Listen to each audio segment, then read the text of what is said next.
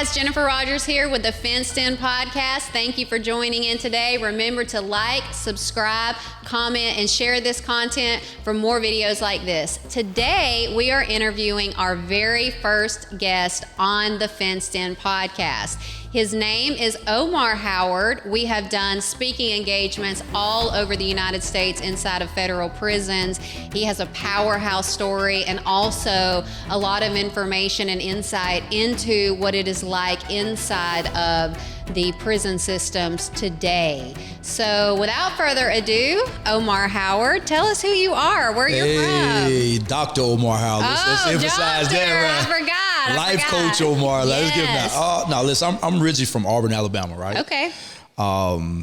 Grew up, dirt roads, farm, very poor. At the time of life, I didn't know what poverty was. I was just living, enjoying my life. My grandmother, just being a great person that she was, and a very giving person, took care of people in the community. Just had a heart to serve, and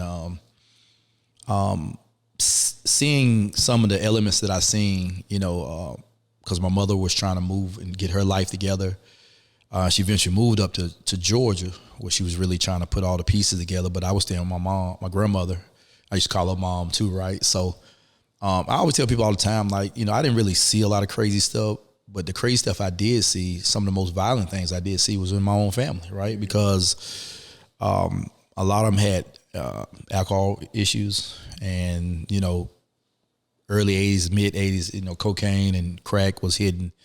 And so my aunts and uncles, not all of them, but the ones that was my immediate ones, they, that was right there with me. They was doing drugs and alcohol. And so that's why I seen a lot of the violence initially beginning. And kind of where I started, taking on some bad traits and some bad habits. Things definitely my grandmother wouldn't have been approved of, but of course she's doing things sneaky. You're sneaking around, but he was teaching me to steal. They was teaching me to do all type of crazy stuff. And this is like 4, 5, 6, 7 years old, right? Wow. Yeah. And, introduced me to having sex at like 5 or 6 years old to an older girl. It was a lot, that I was, bringing in. And, I'm the only child. So to me, my uncle, my cousins, they was my peers. They were the people that I looked up to. So I didn't see a lot of things wrong with stealing or breaking into the video games at the game room. I didn't see doing crazy stuff at times, just super bad. I knew it was wrong because you get a whooping for it, but it was fun to do that with my uncles and cousins. So, but I knew early on that I didn't want to be like my uncle and them, my cousin them. And I remember having a story about telling my grandmother, I don't want to be like my uncle now. When I get older, I'm going to get some money and I'm going to take care of you. And I remember saying that when I was young, because I love my grandmother. My granddad, I love the ground they walk on. And so by the time I was 9 years old, my mother had finally got herself together, and she decided to move me up here to Atlanta, Georgia. And it was heartbreak for me at the time, because I'm in love with my grandmother now. But it was for a better life and for a better opportunity. That's one of the reasons my mother moved up this way, is to have a better life. And so I came up, I was excited, sad but excited, because you got to meet new friends and stuff like that. And so I came up and I moved to Lithonia, Georgia. Doing well, 5th grade I did well, 6th grade I did well, 7th grade I did well, all the way up to the 8th grade. The problem was the people that my mother was getting me away from, she allowed the intervention moving up here with us. And so you're talking about, I moved up here in 4th or 5th grade, and then 6th, 7th grade, my aunts and uncles up here. So the same violence my mother was running from came here. And then I even had some extended cousins that was moving in. And so I just seen a lot of drama, a lot of domestic dispute amongst relatives. And then amongst my uncle's girlfriends, and he being abusive to them. And then the crack cocaine hit the late 80s real hard, and I'm watching them smoke crack. And they didn't want me to be a part of that, but I was part of it. when I think about it, man, it was just the trauma, man, that I was inheriting from that. Not having a father, my mother being single, mother trying to raise a young man, and then my peers are teaching me things that I definitely shouldn't be learning. And so I did well, like I said, even though in the midst of all that, I still did well in school up until I got into the 8th grade. And when I got in 8th grade, that's when the drug epidemic really was hitting hard, and hitting especially the urban community, the black community. It was definitely hitting hard. But for a lot of us, it was a way out too, And so my mother maybe didn't understand, like I consider myself a pretty boy when I was in 8th grade. And so maybe she didn't understand like reputation meant a lot. You know what I'm saying? And so, you can look decent but not have the clothes to go with it. Like you still can run into a lot of things. And so, and then my mother didn't, she didn't understand, like at the time of her life, she didn't understand about like putting me into sports and basketball. And I was loving basketball because I didn't know my dad at the time. I knew of my dad. Yeah. I knew he played for Auburn University. I knew he was a star point guard for Auburn University. I'd never seen a picture of him, just heard about him. And for some reason, I always wanted to play basketball. So I started playing basketball, and I was doing real well. But going into the 9th grade, like remember I was A and B student in 8th grade, but going to the 9th grade, I started to tamper with selling drugs. What drugs were you selling? Crack. Yeah, crack. That crack era. And so, because I was amazed at seeing a lot of my friends that I knew in elementary coming in, and they got 4-finger rings. They got the big dookie ropes, the chains, and they got the nice Fila suits on and starter jacket. Starter was hard back then, right? Starter jacket, Fila outfits. They got the gold. They getting golds in their mouth. They got the gold caps. They're like, and I'm like, whoa. And I'm seeing the attention that a lot of these guys are getting, and I'm like, because I'm already popular, but I wanted that type of attention. For some reason, I don't know. I wanted that attention, right? And so I started trying to sell drugs. Now, I'm not. I wasn't no street dude at the time. I'm not no hardcore guy. I'm not out here just wilding out at the time, but I started selling dope. So let me ask you, what was your first transaction like as a child that has no idea how to sell some crack? Listen here, this was weird because I actually just did a video out there, a little small little commercial video, a little promo video. And I remember the first day the guy sent me, and at this time, man, people still had some little integrity, ethics until they sell. Because I had to wait till I got out of school before I could sell, though. Like, you in school, you going to go to school, and when you get off, come to the house. So I had to go to school, and I'm excited to. I'm like, yeah, I'm going to get me some money. Because I didn't really understand, like, bro, you can go to prison for that, you can go to jail for that. I didn't understand that. I knew it was wrong, but. So I go down there, he gave me a little pack, about 20, give me about 20 rocks. And the first day, the first hour, I'm in there, so it's probably about 20 guys out there. We're in the trap. And I knew a bunch of them, right? I knew a bunch of them from the street. But, in that environment, people are different than they are in school. So it's like everybody's kind of like, You went from a boy to becoming a man on the street real quick. Yeah. But scared, though, like, man, guys don't look aggressive when we walking down the hallway. Now everybody looking aggressive, right? So, but anyway, so I'm in there. So where the trap is at, so around the corner, it's an old school building, but that school building has been converted over to the DeKalb County's, where they used to train over there. And there used to be a squad, used to be called, it wasn't the Red Dog, it was the Black Cats. They were called the Black Cats. So this is the squad that goes in and busts up the drug traps, right? This is where they train at. So we're literally 100 feet from the training facility. That's how bold people are these days, right? We're 100 feet away from the training facility where the Black Cats at. So it's not even an hour. I'm probably about there 30 minutes. So I hear this like marching. I'm like, what is that? So doom, doom, doom. I'm like, what is that? And I'm standing like on the side of a building. So when I kind of looked around the building, I see about 40 officers marching. Boom, boom, boom. They come. I got so scared, like I grabbed the dope out, I threw it up under the steps. And I'm like trying to walk away, but they're not even paying attention to us. They're training. But they really let us know we're walking through this trap. We letting you know we know what y'all doing. That's how I looked at it. So because you had to look out for Lithonia High. You had to look out for Lithonia police department as well, because there was a couple of police back then that was rough. Like if you were from the area, they knew the people that was from the area. They're gonna deal with you, right? So we looking out for them, and then I'm watching the black. I'm out there about 30 minutes. I threw my bomb, and I kind of like walk off right until they walked out. Now I'm only walked off about 5 minutes. I go back to the steps where I throwed it at, where it should have still been at, and it was gone. I said, oh my God, man, I got to call my guy, man. I got to call my guy, Calvin. Told me, man, I lost his dope. So I get on somebody's phone. I hit the beeper. So, back there was a beeper. No, pager. He had a pager. I just thought about it. He did have a phone, so I was at the car. He had a phone in the car because I used to tote the big phone. So I called him. I said, hey, man, just had a situation over here, man. I was scared to call him, too. I was like, man, this ain't finna go well, right? So he whipped up.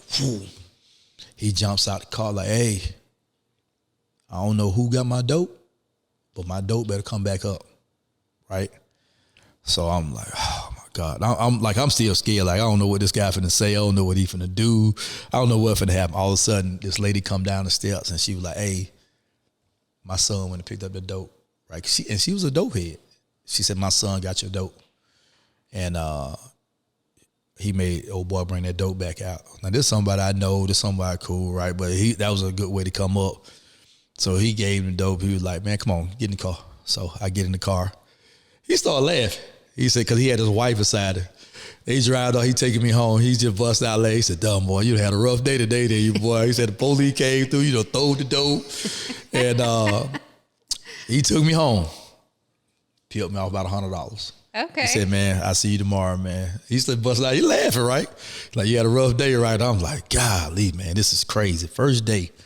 But every day got a little bit better.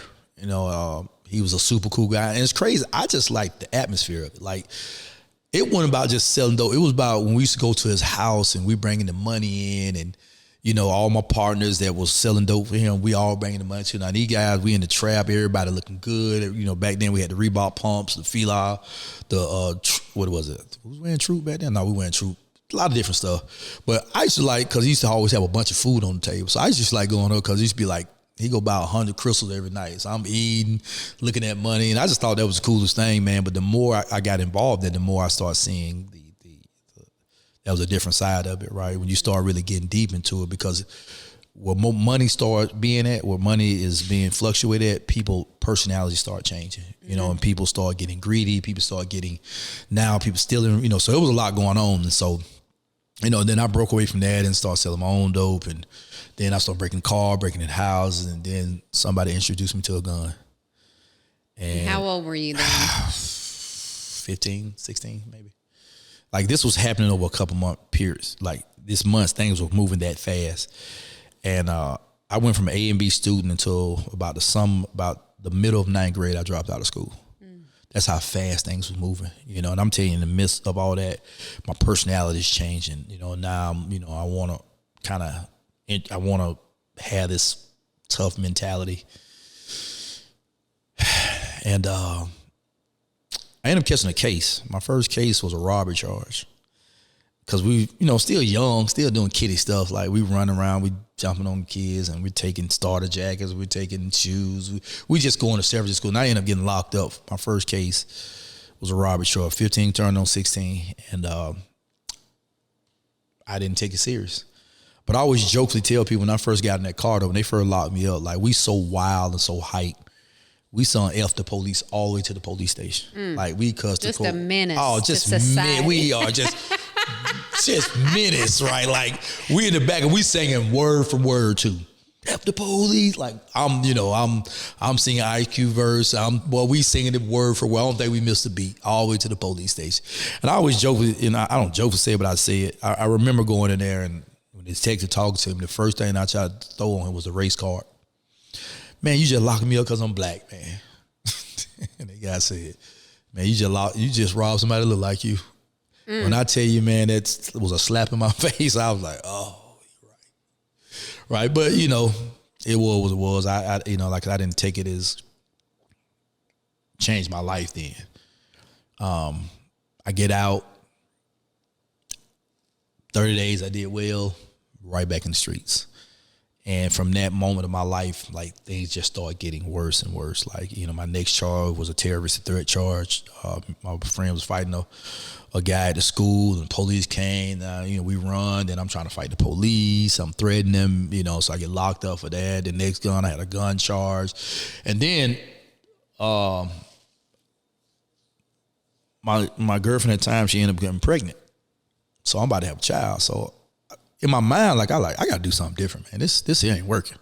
Like, I done been selling them, robbing, I'm doing all this stuff, and it didn't really add up, because really didn't even take it serious. Like, it was a joke. It was really like fun. Yeah, I'm just doing a lot of crazy stuff. It was fun at the time.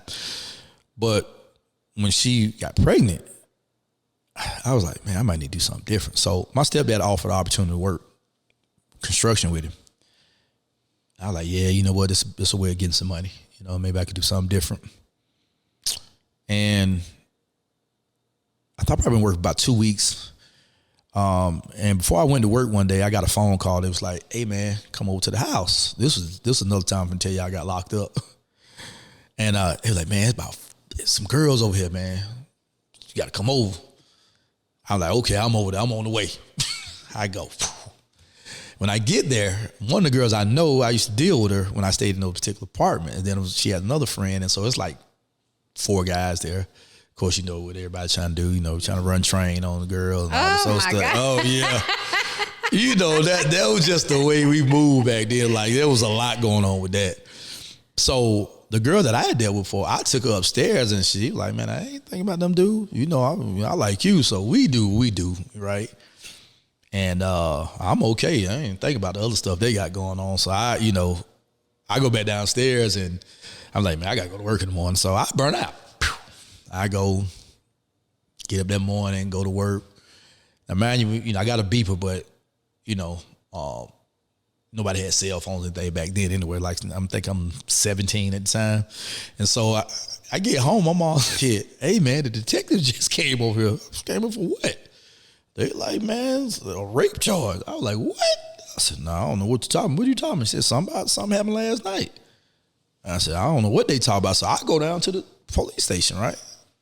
And I talked to the detective, and he telling me, I said, sir, I don't know what's going on, but me and old girl, we knew each other. We did something. I don't know what happened when I left, right? And he said, I kind of believe what you're saying, but you did admit to being with her, so based on what everything said, I got to lock you up. So they locking me up on a rape charge. I'm like, what? Hold up. Like, I'm lost now, right? So anyway, we get locked up. They send us to juvenile, because they still sent you to juvenile at the time. Stayed there about 3 days, because I think it was a Friday or something like that. And then that Monday, we go to the courtroom. The DA says, I don't really believe this story, right? What these girls are saying. And so I'm trying to get you a bond as low as possible. So we only had a $50 bond. I think it was $500, pay $50, get out. Anyway, long story short, about a month later, DA called to the office, said, well, I got some good news. The girls came out and told the truth, what really happened. They had ran away from home. The mother found out where they was at. And when she pulled up, the first thing they thought the dude was scream. The guys taking advantage of him, and they tried to rape him. Wow. So they ended up dropping the charge on that, man. But to have to explain it to my girlfriend, like, why you was over there. Got a baby on the way. that was a whole not a good moment for you. At all, right? So all this was going on in the month. Like, it was just crazy, man. Trying to have to tell her, like, I was locked up on a rape charge. But that was another charge. You know, that was a case that, thank God, it got dropped, and thank God the truth came out on that. But then, you know, I ended up going back to school. I went back to school that year, because I was like, I got a son on the way, man. I got to change my life. Like, I can't keep it, because I was depressed. I was stressed out now. Like, you know, I had been locked up for gun charge, robbery charge, almost a rape charge. All this stuff was just happening. I'm just like, I'm in a downward spiral. Like, I like, as a young man, like, I didn't have no direction. Like, I had nobody in my life at the time to really guide me or direct me. I was just trying to figure this thing out on my own. You know what I'm saying? Now I'm finna have a child, and had my son was born in 92. So he was born, and then she was pregnant again, like, you know, 5 weeks after she had a baby. Dang, Omar, you were getting it in. No, I was all over the place. That pretty boy syndrome you had. Had another girl, so I didn't tell all that. Had another girl I thought was pregnant. So it was so much going on, man. It was like, I'm depressed, but I really want to work. Depressed? I was you were living your house. You was a rolling stone. Papa was a rolling stone because I was all over the place, right? But you know, I was depressed, Lord. I didn't have no direction. Yeah. I really didn't. I didn't have no guidance about life. You know what I'm saying? I didn't have no guidance. And so I go back to school, and for like 6 months I did well. And I never jokefully, I heard the principal say, this is a good year. Even Omar doing good this year, right? Because I stayed in a lot of trouble, just always into something. They could never catch me, but I was always in it, right? They like, I swear every time it was like a big fight, they used to come to the like room, because I always get away. Like, but I know you had something to do with this fight. Like, we just stay in so much stuff, man. But I did well. But Similac and Enfamil and diapers was different. That's a different hustle. And I remember getting my first job at McDonald's. I was happy. I thought, like you thought, I would have got a job at Microsoft or something, right? I was happy. But, you know, back then you said put 2 weeks in the hole, then 2 weeks, right, before you get a check. That didn't work well, right? And I went back in the streets. And the worst decision I ever made, going back into those streets. I mean, I got very abusive. I saw a mom. Now I'm in shootouts. I'm robbing again. I'm trying to sell drugs again. I'm just disrespectful to my mom, disrespect to authority. Like I went in a dark space in my life. And it's going over into 93. And February of 93, man, I found myself in the Cobb County Jail charged with 13 major felons. What were those felonies? In the beginning, I got locked up for 3 counts on robbery, 3 counts of false imprisonment, 3 counts of aggravated assault, burglary, and carrying a concealed weapon. 2 months later, they brought up a murder charge that I was involved in, and so now I'm charged with these felons. And you were how old? I just turned 18. Just turned 18. And I was just lost, man. I don't even know what to say. Even thinking about it today, like, I couldn't believe that I was sitting inside this. You know, I've been locked up several times, but I knew this time I was going to be locked up for a long time. Yeah. I remember calling my mom, like, I'm not coming home this time. I knew I was going to be locked up. I didn't know it was going to turn the way it did, because I'm locked up on a murder charge that actually wasn't mine. I was there, but I wasn't one to pull the trigger. I wasn't even close to the house when it happened. But it was a robbery that went wrong. And, you know, no money, nothing to fight with. Like, everything's against you. Now everybody's against you. Yeah. Friends against you. Everybody's. That was a dark place, man. I'm telling you. Like, and now you got to learn the whole system, because the streets and the jail and county jail and prisons, that's 3 different places to be at. Yeah.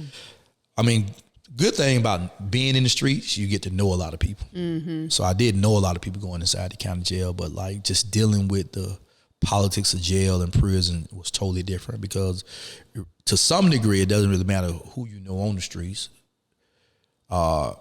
depending who you are. You're still going to have to go through things inside that county jail and that prison. But it wasn't even the point about fighting or anything like that. It was the point that you're facing charges that can put you in prison for the rest of your life. And me thinking of being away from my sons and my mom for the rest of my life did something to me. To a point, I had contemplated suicide one time. Like, I'm not going to be doing all this time, because I already knew that murder charges, you know, can carry a life sentence or worse, you know. Yeah. And I didn't know what to do. I really didn't know what to do. And I remember going to church and getting saved in church. You know, I had no other place to go. Yeah. Didn't have no friends to talk to. I always knew you get in trouble, you got to go to God, right? And, you know, of course I got saved. Still didn't know what I was doing. I didn't know what I was doing. I knew it was the right thing to do. I just didn't know what to do. But I know that there was some things still in my life that, And then, cause I would joke, and I tell people all the time, I think I was trying to trick God. Like I was like, God, you get me off these charges. I promise I'm coming to church every Sunday. All this. Let me wake up from this nightmare. It got to be a nightmare, because that's what I'm thinking. I think some days I'm waking up like, boy, it's got to be a nightmare. This is not my story. It can be, right? And so, but in conversations on the bed, on the bunk beds, I'm talking about, boy, if I get somebody to slip, I'm going to get them. So you still playing games, right? Yeah. You're still speaking things over your life, right? And at the time of my life, like I said, getting saved, I didn't see God take me in the direction that he was going to take me. Thank God they didn't give me a life sentence. They dropped the murder down to a manslaughter charge. Now, mind you, I had to take a murder charge that wasn't mine. They dropped charges on everybody. So where were these so-called friends, acquaintances did they put it off on you, or? You know what? I'm still lost about this case today, right? That particular case there, I'm still lost about the direction it went, because initially in the beginning, after a certain individual said something, they had the story right, who did it. Now, my part of the story is a little twisted because I wasn't even standing by the door. Yeah. It was somebody else standing by the door. Now, how they got me coincide, like, I don't know. And they eventually dropped the charge on him and put the charge on me. Like, it was crazy, man. Like, and I think, honestly, to this day, I think the judge knew there was something wrong with this case. Yeah. I actually found a paid lawyer that my mom could afford. To the point, he was doing the robbery case, but he felt that I was telling the truth about the murder charge, that he actually took the case on free. Wow. But he never had time, he never dealt with a murder case. So he really was all over the place. And the judge recognized that too. And the judge actually took him off the case and appointed me a lawyer, a private lawyer. And the lawyer told me, like, your judge wants you to have a fair trial, a fair case. I was like, I felt good about that, even though they were like, your lawyer really didn't know what he was doing, and woo-woo. And I wish we could have got this case in the beginning, because you probably wouldn't have been going through what you're going, some to that degree, whatever she said. I felt good about it, but at the end of the day, the DA, he didn't care if I was, at the point, I don't think he even cared if I was telling the truth or not. He was just trying to get a guilty plea. Yeah. Right. And they dropped the murder down to a manslaughter, offered me 18 years. And my lawyer got it where we will accept this plea, but you got to run everything together. So, the judge took it, and I took the manslaughter charge up under the Alford versus North Carolina plea, which is I accept the time, but I still plead innocent to the charge. Right. And I told them, when they asked that thing, like, you do the murder? No. I don't even know why I'm still here talking about this, because I didn't do it. But the hardest part of me was standing at that podium and looking back at my mom, looking at my son, looking at this family that hate me for something I didn't even do, and have to sign my name on this dotted line for 18 years was challenging for me. Like, I'm going to deal with the time, okay, whatever, even though I didn't do it. But to, your son, they are little. They have no clue of what's going on. They know who you are because she used to bring him up there a lot. So he knows me from the face in the camera. So, but I'm only trying to think about, if he could talk, what would he be saying? Like, what would my sons be saying? What would they be saying right now, watching their dad go out the other door, looking at my mom cry, remembering some of the things. Now, being this disrespectful kid, now remembering some of the things my mom used to say about, you're going to keep running with these people and these guys, and they're going to get you in something that you ain't going to be able to get yourself out of. Remember those conversations of being disrespectful, and nobody else is in the courtroom but my mom, my son, mom, them. And then had to sign my name. It was tough. What did that do for you in that moment? Can you recall? Blank. Yeah. I was blank. Void of emotion. I didn't know because I didn't know what to think. I'm lost. Like, I'm about to go to prison for a murder charge that I didn't even do. Armed robbery's cool. I did it. But I'm about to go, back then, I only got 10 years for the armed robberies and aggravated assaults. probably would have been out before 10 years, right? Yeah. You know, you're going to do armed robbery carried at the time mandatory 5 years. So you're going to do 5 years regardless. It was a void there. Like, I didn't even know what to do.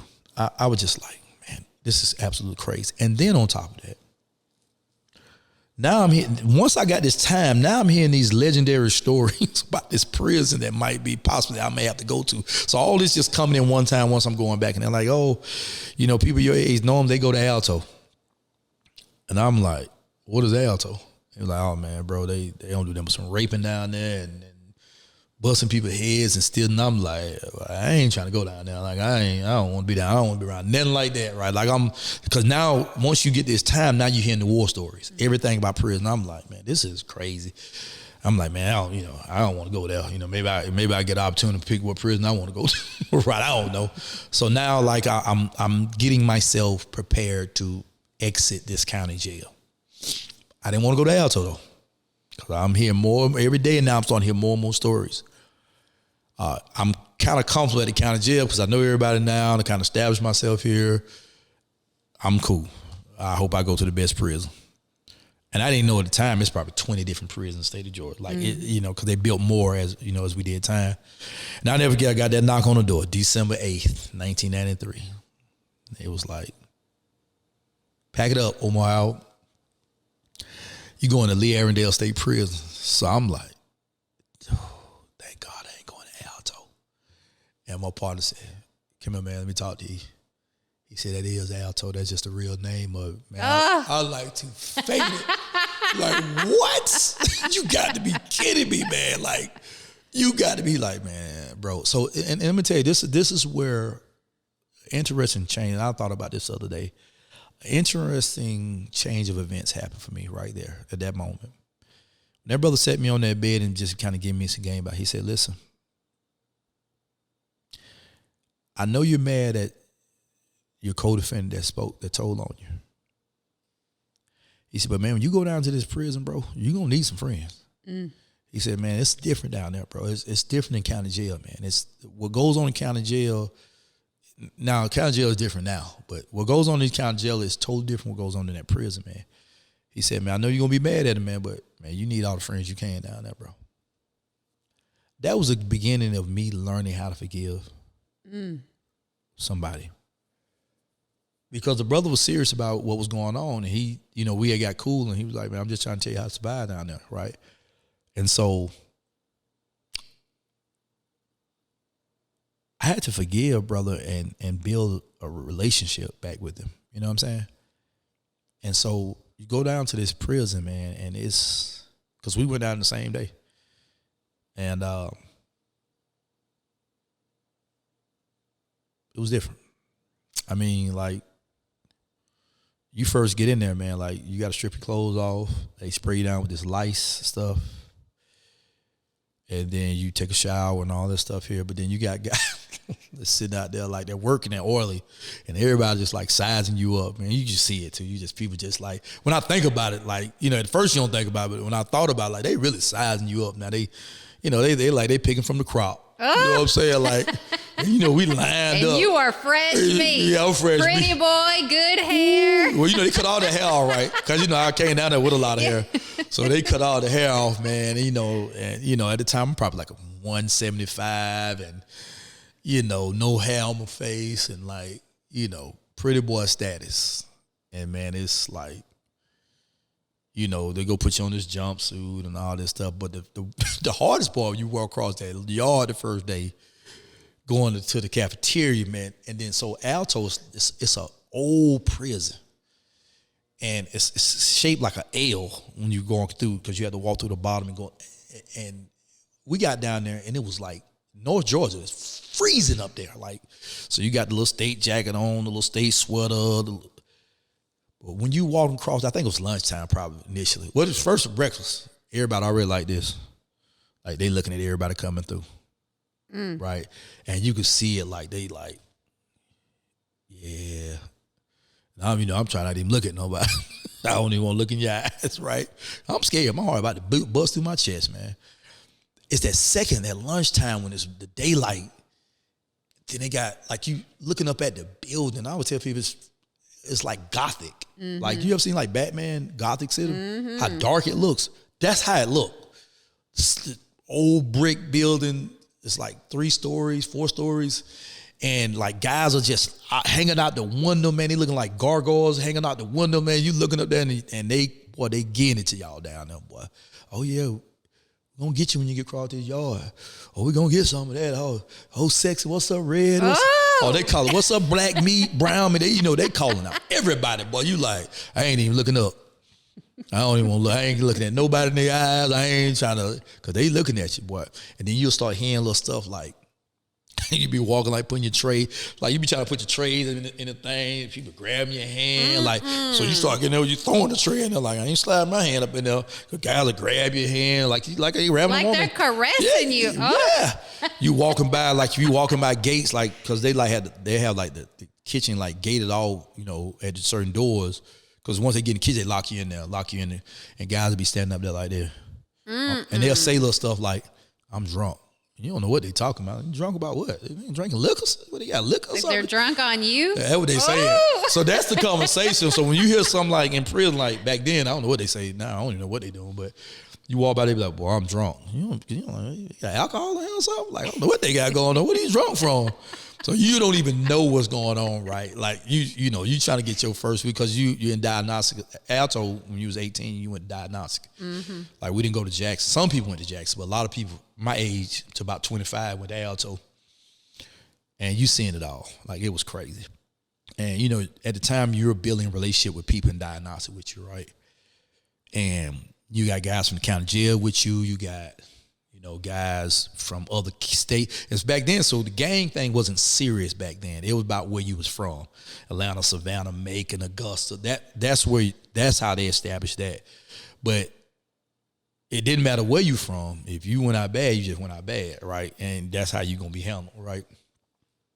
So got through diagnosis, and so you start hearing the stories now. Now people tell you, now you start seeing your homeboys that you grew up with, people that's already, thank God, already had a lot of friends down there that was well established, but still, you can't come down there and go out bad, what they call going out bad or whatever.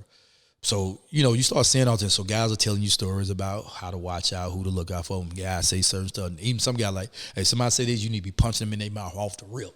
Or you need to go get you a lock, you need to be busting their head. Get you a mop bucket, you need to be busting somebody's head. So people trying to put you on game of how to maneuver through that place. Then the officers back then, like the CERT team, they was like ruthless back then. Like we had and some guys know that went to Alto, man. We had some sergeants and lieutenants back then. Like, you might just get slapped on the strength. Man, it was crazy, man. Like, we had a sergeant named, Lieutenant Ford and Captain Cole, man. Them guys was infamous. Captain Cole was black, Ford white, and they would just get all in your face. And especially if you from like Atlanta or Savannah, or you had gold in your mouth, like, man, you liable to get slapped. Man, I'm telling you, they was ruthless. CERT team, ruthless. But, a good thing, I guess, for me is I never really gave off any signs that I was trying to be anything more than who I was, right? Yeah. Like, I didn't get off like this attitude. I was just really lost, knowing I got to figure out my way through the system. And you start hearing about the different levels of the prison. You got like second main or second floor, then you got third floor. There was certain dorms on the second floor that you really didn't want to go into if you didn't have no friends, or if you want to fight off the rip.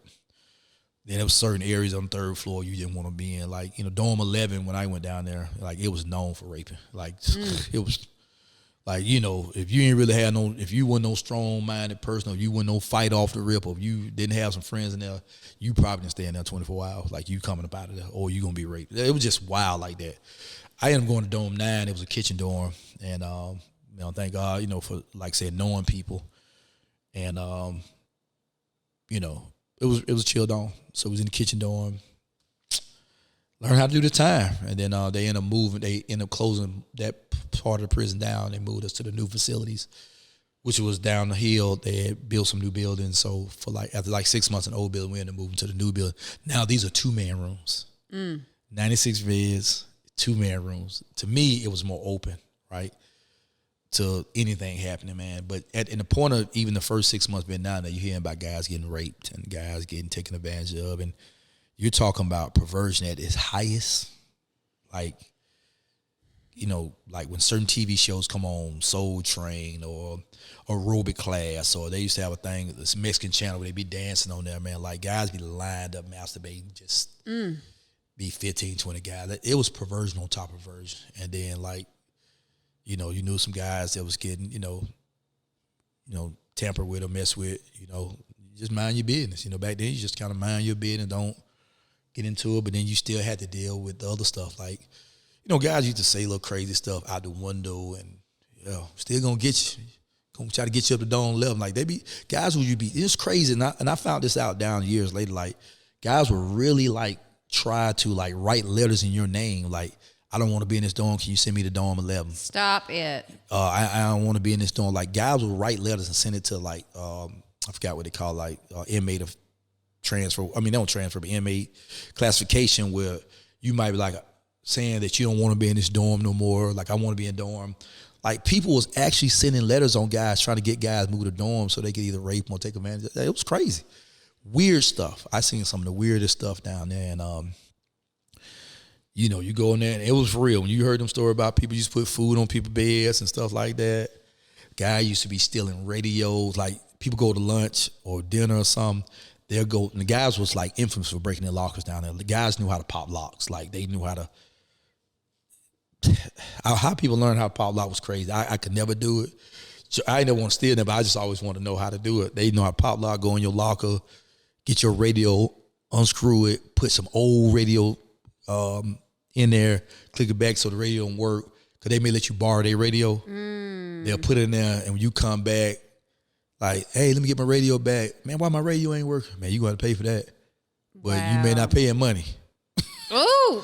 You may not be trying to pay him money. You may be going to fight, because they used to say a thing about, you going to fight or you going to whatever. Oh, so my goodness. It was wild, man. It was some crazy. Or, getting in the shower and, you might get, and back then they had a shower thing, like one shower head thing, and they had like 8 little shower things. So you're talking about 15, 20 guys there taking a shower. It was wild, man. Like, and they always tell, like, you get in there, you can't go in there like you scared. You have to, but I'm gonna wait till they get out there. I ain't getting in the shower with all them guys like that. I used to work in the kitchen, so you had to take a shower every day. So, and it was cold. Like, it was crazy, man. I just seen some of the weirdest stuff down there. But thank God, like I said again, for knowing a lot of people from the streets. And I'm not the first to fight. I just will fight. Yeah. If I can not fight, I'm cool with that. You know what I'm saying? One thing I had to learn how to do was survive through it. Like, I could have been fighting every day if that was the situation. But what I learned was tune some things out, focus on what you're trying to come. Because I always tell people, man, like, even when I first got saved in the county, and even when I got to prison, my goal was to go home. I started positioning my mind to get out of there. I didn't want to be in that place, man. And I didn't think I was going to do 15 years in prison. So after about 6 months, you get what is called a grid sheet. And they tell you how much time the parole board is going to request for you to do. And I'll never forget when I got my grid sheet. This is 1994. And folks told me, your eligible parole date is 2006. And I probably slept in the bed 2 or 3 days before I got out of that bed. I was just so lost, man. I was like, every time, like, I'm thinking like, I maybe just gonna do 5 years and get out of here, and then had to realize I'm gonna have to do, at the time they said 13 and a half years.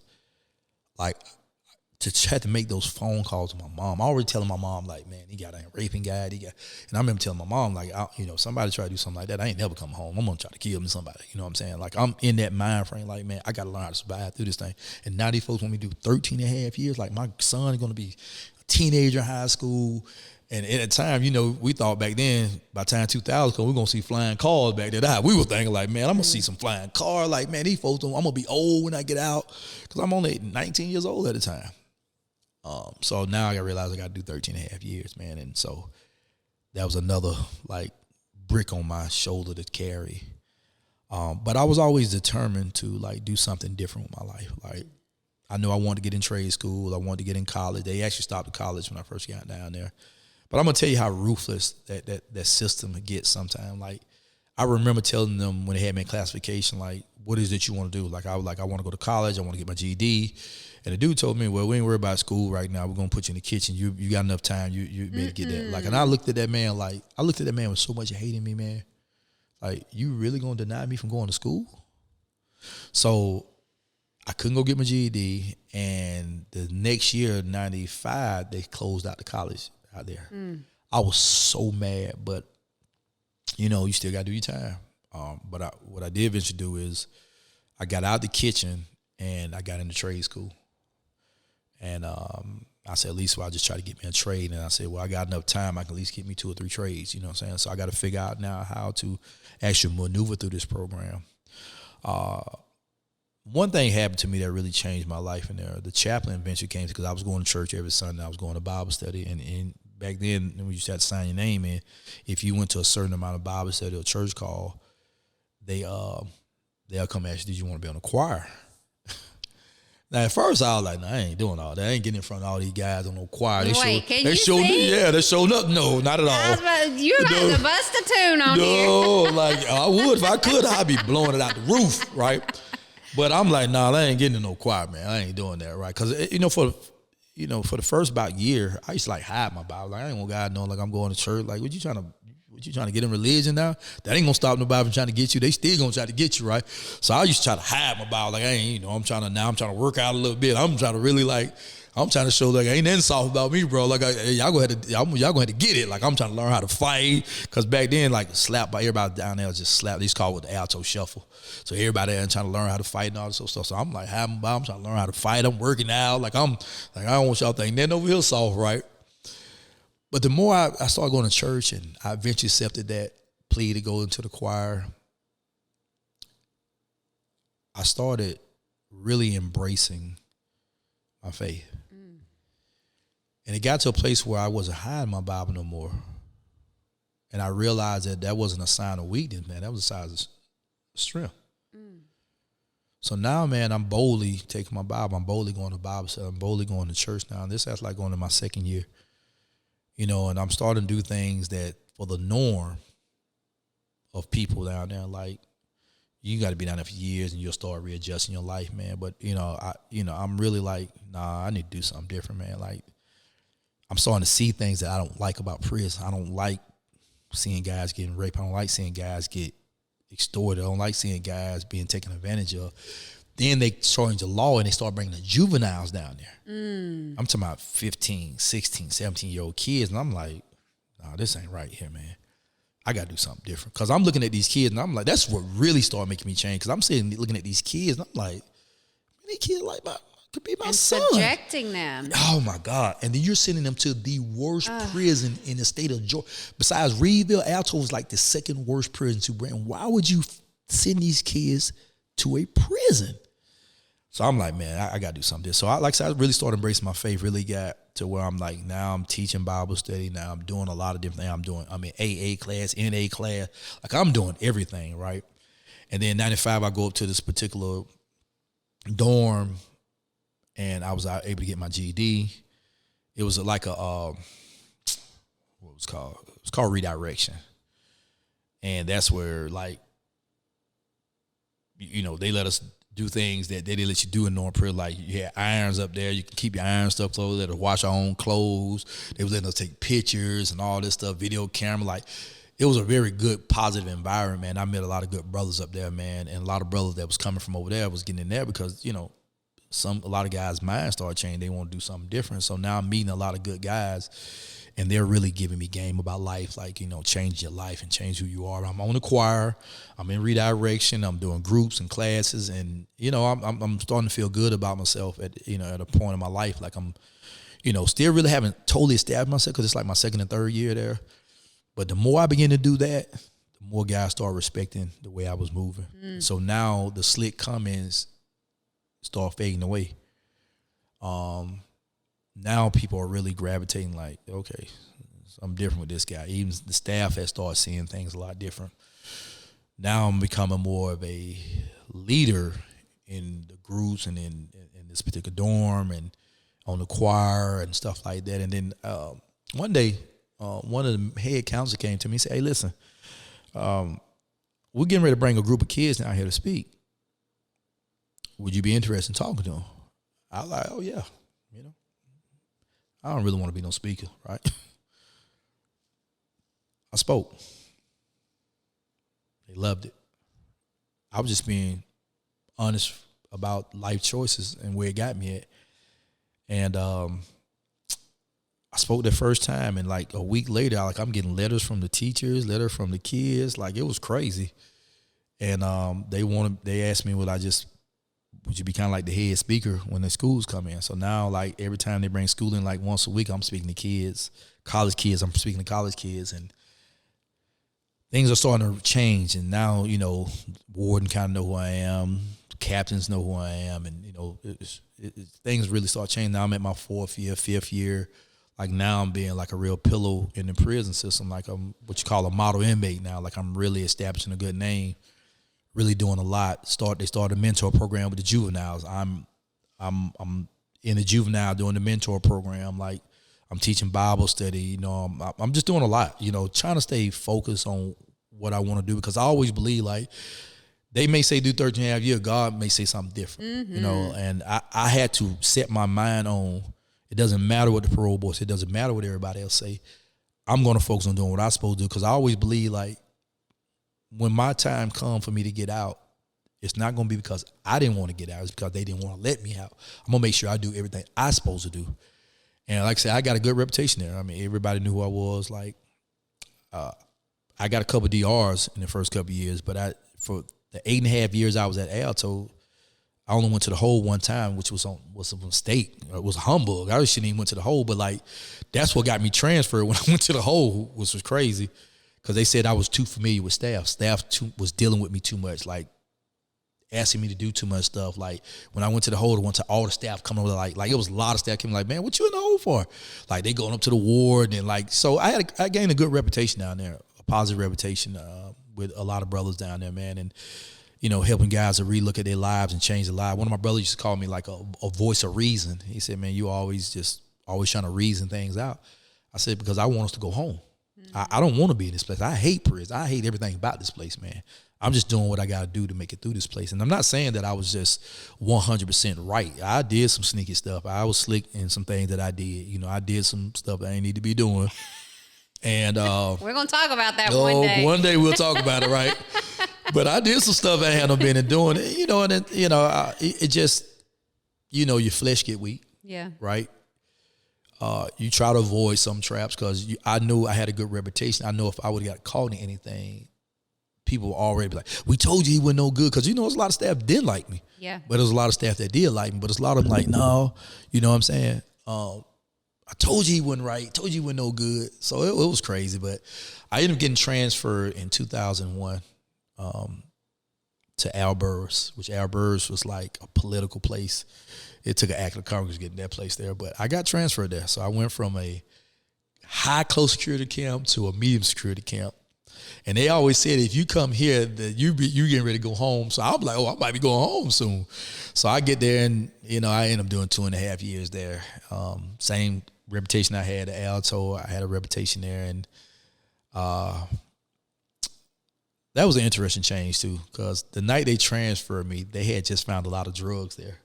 And so they had about 25 people in the transfer room. And I was like, what's going on? They were like, well, they found some drugs. And I was like, well, y'all got the wrong person, because I don't smoke. I don't do nothing. Like, I don't do nothing. Like, I don't know what y'all got me. I'm like, I'm really stressed out about it. And so they like, hey, put your uniforms here. And I'm like, nah, I'm getting emotional. I'm like, so I went from an hour and a half away from being in the house to 50 minutes away from the house. Like to me, it was elevation for me. Like, because I always, like, regardless of what I did there and regardless of what was going on, I never wanted to be in a position where my mother couldn't get to me. Yeah. Because my mother is one to help me keep a relationship with my kids, right? Yeah. And we went from an hour and a half, hour 45 minutes to now we're 50 minutes from the house. So now they talking about transferring us, and when we get to Jackson, where they transfer you, a lot of people, man, people going Valdosta, so like they 5, 6, 7 hours away from Atlanta. I was like, man, these folks finna transfer me, man, and I'm sad. Like I'm the last person that get on. They don't got everybody else in vans and trucks. Vans and buses. I'm the last person, and I'm sitting there, man. I'm really in tears, because I'm like, man, these folks finna send me somewhere, man. I don't know where I'm at, man. My mom ain't gonna be able to get to me. You know what I'm saying? Like, and then the sergeant came to me and said, hey, Omar Howard. He said, you know where you going to? I was like, no, sir. He said, man, you better go to the Atlanta Transition Center, man, on Ponce, man. You better go home. Listen, man, I like to pass out. I was like, what? Because I got so many charges, right? So I'm still like, what? These folks done came back on me, man. I'm like at 11 years now. I was like, oh my God, man. Like I couldn't believe it. So we on 7. You wanted to run, praise dance. I could have ran this. Yeah, I could have ran to the TC. You ain't got to worry about me trying to escape. I'm going to run there, right? So now they taking the blue and white side. They give me this brown jumpsuit. They didn't put no handcuffs on. They put us on the van. There was a couple other people went too. So we getting on this van, and so I just never get coming up 75 and just watching the city of Atlanta just get bigger and bigger. And I was just like, because I haven't seen the city in 11 years now. I'm just like, this thing's so beautiful. I'm coming home. Like, it's so beautiful, right? Now, mind you, I don't know what Atlanta Transition Center is.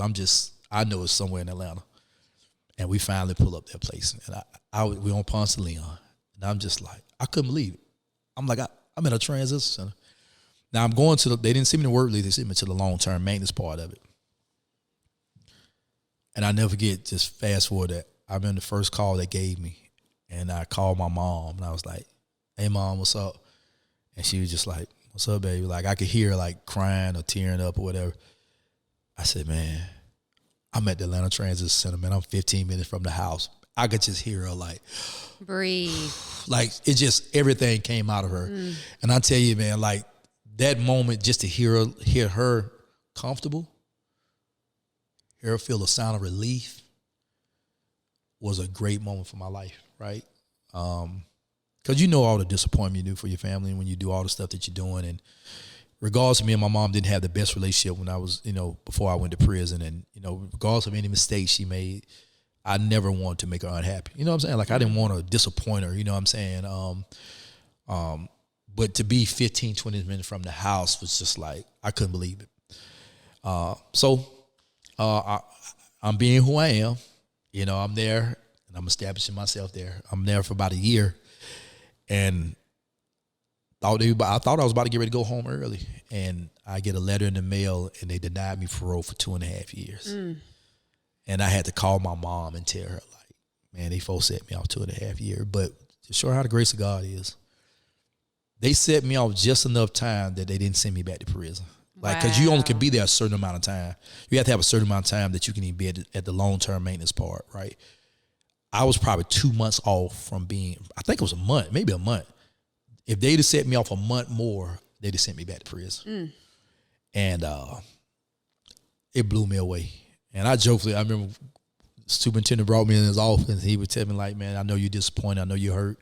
I don't even know why they denied you the parole, but he said, if you don't want to be here, I'll send you back to prison. Some people go back to prison because they be so frustrated. Yeah. I remember wiping them tears out my eyes because I was crying. I was like, man, I don't want to be in no 3 more years, 2.5 more years. So I remember wiping tears out my eyes. I said, listen, sir, I'm hurt, but I ain't crazy. I ain't going back down no prison. I'm going to stay here because I'm wearing regular clothes now. Yeah. I get to put $35. Back then they used to let you put $35, but I thought I'm balling. I ain't going back no prison. But that set off opened up a lot of doors for me because from that set off, is when Clayton County Juvenile Court reached out to the superintendent because they heard about me through a young guy, mentor when I was in prison. He got out and he didn't forget me.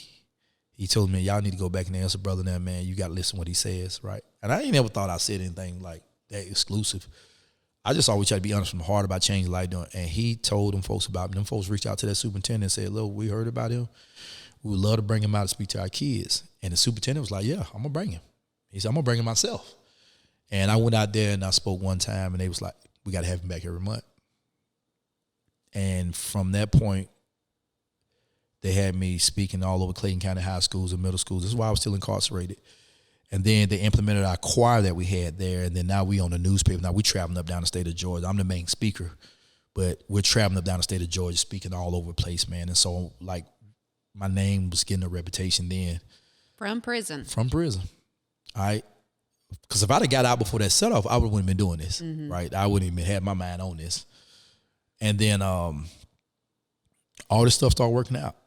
And then I got a letter in the mail said, parole board have granted you parole. You got to go through a 6-month program work release. Like, I couldn't believe this, right? Like I'm finna go on a work release. I'm finna make some money. So I get in the work release. I'm making money. I'm about to go home, and I got hit with another bomb. I get another letter. What we call, because they told me I had to put a leg monitor on, different little things. So we called the parole officer. Said, yeah, we got the monitor. We got everything set up. He said, yeah, but there's something in your case that I got to look at. He said, let me check on something right quick. So we were like, what you talking about? So he calls back to the superintendent. He said, we can't let him move to his mom's house. He has to register as a sex offender. I'm like, what? So superintendent like, hold up, what you mean? So I'm like, hey, sir, you might got the wrong Omar, because I ain't got no sex offense charge. I got an armed robbery manslaughter charge. He said, I know. He said, that's what I'm trying to figure out. Like, what's going on? He said, but you have a red stick on your case. And I was like, well, you need to go back and look, because I can be going home in 2 weeks. So he went back, and I guess what he investigated, he said, no, man, they passed a law back in 1998, 9 or whatever it passed. He said, if you have a false imprisonment charge and there was a minor involved, like I had a robbery charge, and in the house there was some people in there, that was a 16 or 17-year-old person. If you get charged with a false imprisonment charge, there was a couple more charges that they talk about. He said they make you register as a sex offender now. So I was like, hold up. Like, I'm still lost. Like, that doesn't mean, he said, I don't even understand what's going on. He said, but I can't let you move your mom's house because it's 1,000 feet, from a school. So I said, sir, but what am I going to do? He said, I don't even know what to say, young man. He said, but you got to find you another place to live. So it took me 3 months. I supposed to got it in August. It took me 3 months for somebody to help me find a place to live. And they finally came back and said, we approve this place. So instead of moving my mom, they found a condominium in Sandy Springs. I was like, whatever, I just want to get out. I moved to Sandy Springs. I ain't know nothing about Sandy Springs, but I heard it's a nice place up there, so I ain't got to go to the hood. So I'm good. I just want to get home. I handle the rest of it. I get out December 10th, 2007. And I'm excited. Me and my mom, I got about $12,000 I done saved up from work. And I'm just like, I'm home now.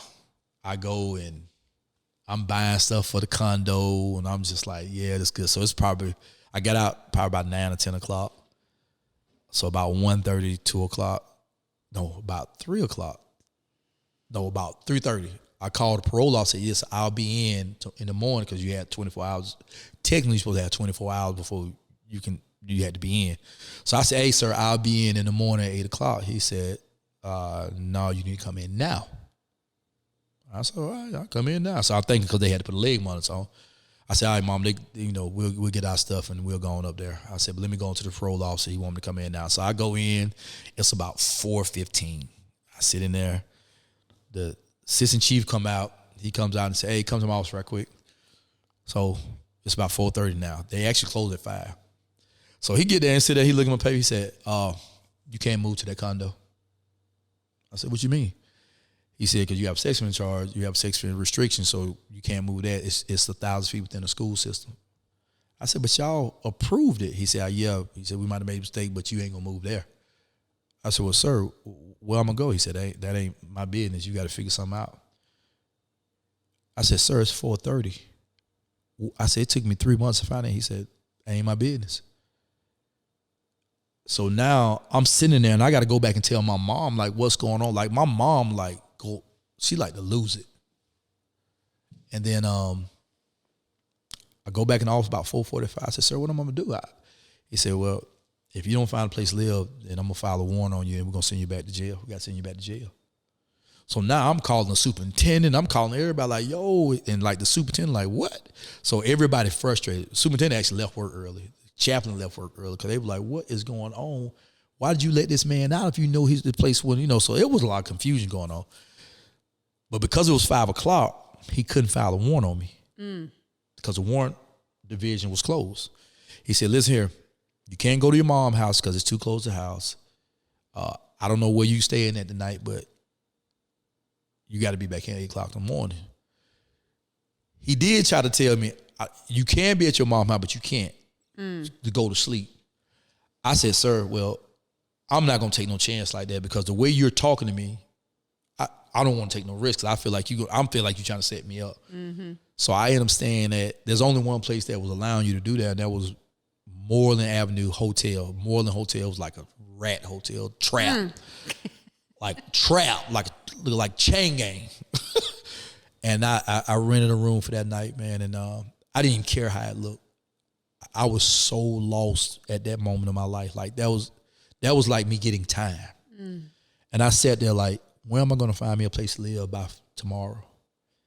And I remember just sleeping there, and a friend of mine came over, man. She came there and stayed with me that night, and she just held me all night. I just cried all night. Like I couldn't believe that I'm about to go back to prison. I just got this condo, just put money on this condo. This man actually put somebody out for me.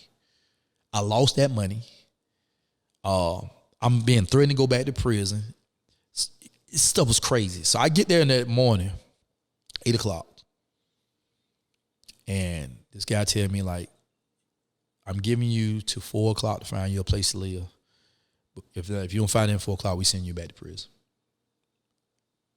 I'm on the ground hitting. I'm calling every place, every house, any apartment, room. I'm trying to find, everywhere I found, it was 1,000 feet too close, 2,000 feet too close. It's a hotel. Not a hotel. It's a school, a daycare, a church, a park, a church, a mall. Everything's just too close to where you can stay at. Because, a church is on every corner. Yes. Right? I'm so lost. So it's probably about 3:30. Andrea Sheldon called me. Now, I met Andrea about a year or two before I got out of prison. I actually met her before then. That's a whole nother story. Like I said, I didn't want to go enough. And she said, listen, call this particular place, see if they would accept you. I said, okay. I called the guy. I said, can I come in and just do an interview, let you know what's going on? They're like, yeah, come on in. If you can come in now, I'll interview to see what's going on. And it was actually a drug rehab program. But they own some apartments in College Park. So I said, right by College Park train station. I go in, I tell them what happened. I said, listen, if it's within 1,000 feet, man, I can pay you money up front. You know what I'm saying? But these folks about to send me back to prison. He said, listen, it's a drug program. I'll accept you. You just got to do some classes. You know what I'm saying? I'm like, whatever you need me to do, I'm cool. And I go back to the parole officer, and he was like, we accept this address. So I go from Sandy Spring condominium in less than 24 hours, I'm in a room and house. The drug rehab facility. I go from a condo to a room and house less than 24 hours, right? I move in. It's Tuesday. I'm still happy. I'm home. I make it work. I'm going to figure this out. Got the leg monitor on, got to be in. I work third shift, so by the time I wake up and I'm going back to work, so I'm cool. It gets Friday. I get off work. I get a phone call from my parole. My parole officer, the assistant chief was the one that being crazy. My parole officer was super cool. She said, hey, how you doing today? I said, I'm doing good. Just got off work, about to go home and go to sleep. She said, keep doing good. But she said, listen, I need you to find another place by Monday. Oh, I'm about to flip this table over. I said, what are you talking about?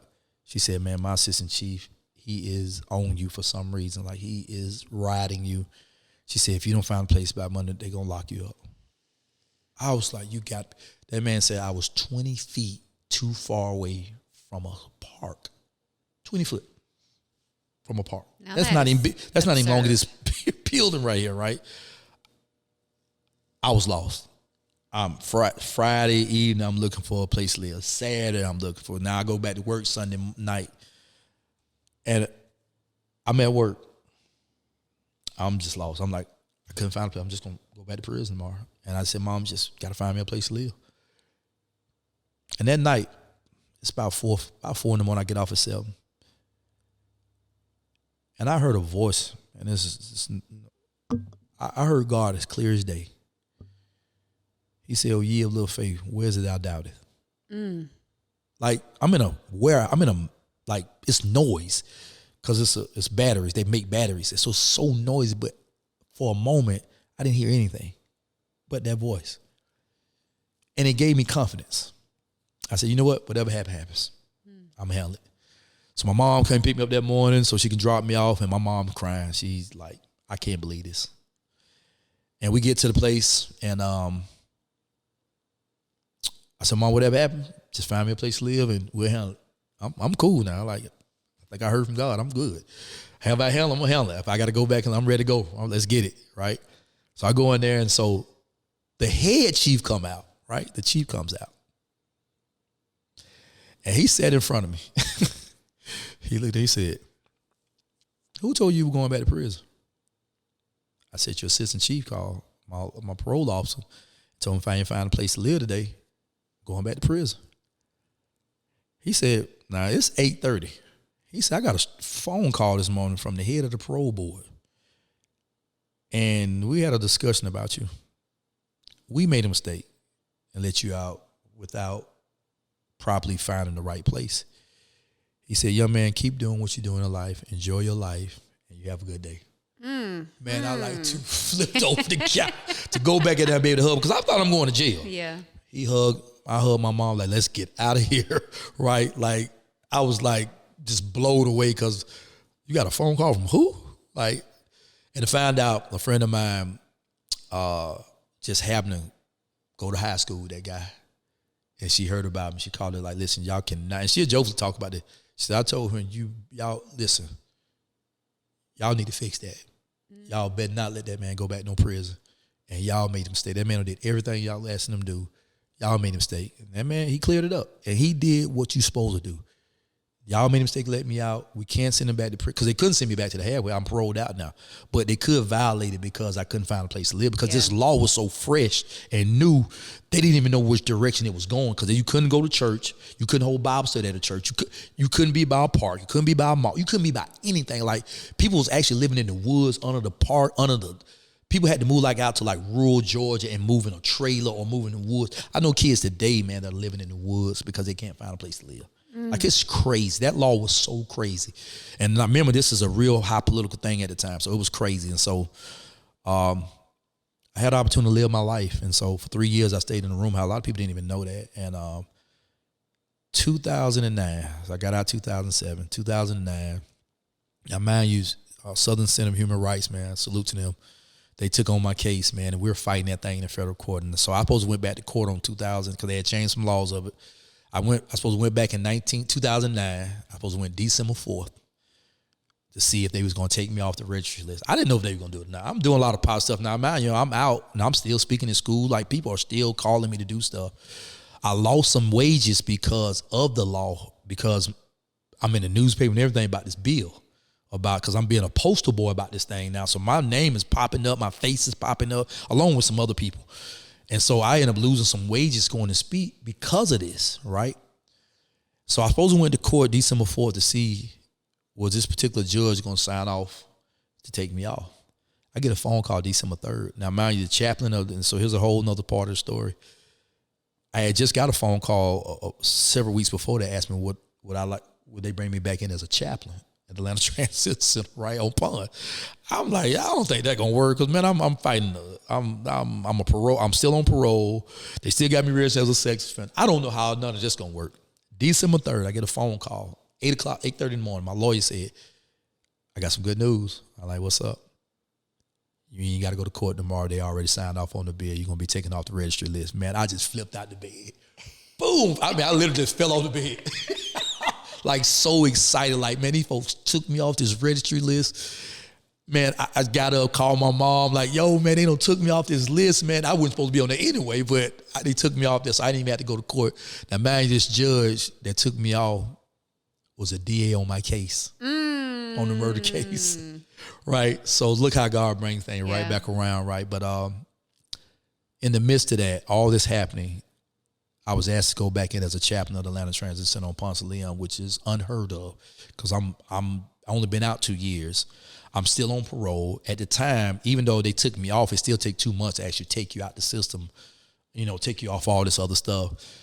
And Mr. Ayrton, Stanley Ayrton, salute to you, Mr. I know you be seeing me on Facebook. Man, that man stepped in faith and like, I want you as my chaplain. Now, he ain't talked about no commissioner yet. He ain't said nothing. I don't know who he had to talk to. But January 1st, 2010, I was working through Hardbound Ministry. They was once giving, sponsoring the money for me to actually work there. But that superintendent made a decision that day.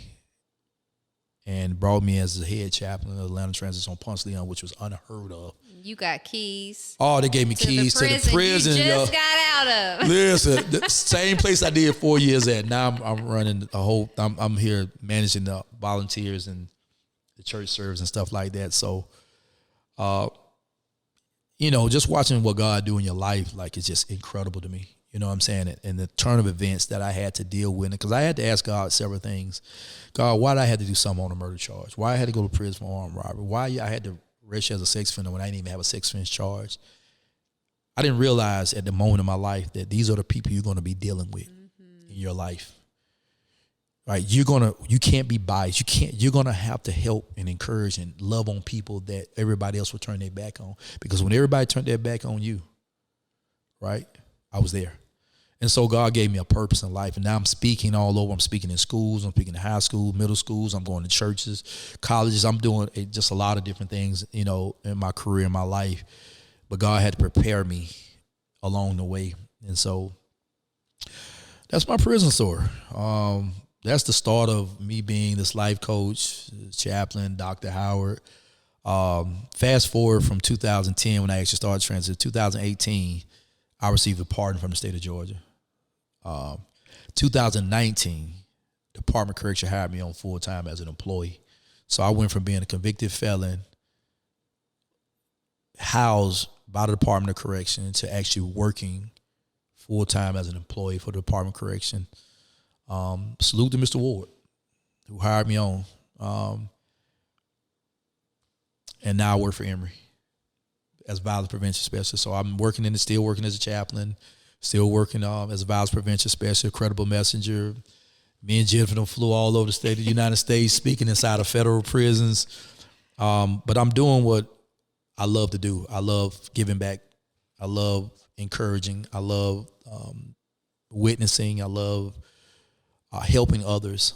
And that's also what birthed me to start my own mentoring program, which was called Freedom is a Choice, geared toward encouraging youth to choose freedom over incarceration. It allowed me to do a lot of great things, take kids abroad to, Guatemala and Puerto Rico, Africa, do a lot of great things with kids in the community, because I want kids to understand, man, about life choices and consequence. For every choice, there's a consequence, and every consequence has a destination. We make bad decisions, and when those bad decisions if you don't deal with those bad decisions, they become bad behavior. The crazy thing about the society we stay in, that you can make one bad decision, be in prison for the rest of your life, or be dead. And so it's just been my motivation, it's been my movement to make sure, man, I'm not just into saying, if you could just save one child. No, I'm trying to save every child I touch, because I know what this prison system is doing to them. I know going down that road, man, is not a good place to be at. That place is just not made for people that want to do what's right. You know what I'm saying? People that don't want to do right, cool. I mean, that's where you want to be at. I tell guys all the time, hey, that's where you want to be at. By all means, they got enough room for you. I hate prison. I don't want to be in it. I love going in and being a witness to the guys. I love, ministering to the guys stuff, but I don't like prison. I don't care for that. You know what I'm saying? So that's where I'm at. I got a book out. Curriculum coming out, just doing a lot of great things, man, trying to stay focused on what I'm doing. Yeah. Well, I have to say that I am so proud of you, Omar, and all the work you've done. And if anybody would like to sow a seed into Omar and his organization, Freedom is a Choice, you can find him on Facebook. You can find him on Instagram. I'm going to link in all of his stuff down below in this podcast. Also, I am going to have you come back on, because there's some other topics that I want us to get into to discuss the other side of incarceration as the view of the chaplain, things that are going on in there, being ran by gangs and, extortion and things like that. And so I do want us to come back on and talk about that at another time. And it's just not optional.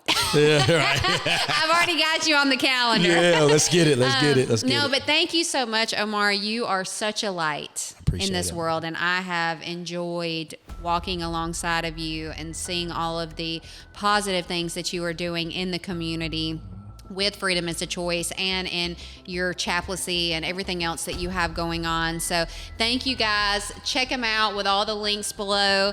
Jennifer Rogers here, Fenced In Podcast with Jennifer Rogers. Don't forget, like, subscribe, share, comment below. And one last thing, Never forget, no darkness can outshine the light within.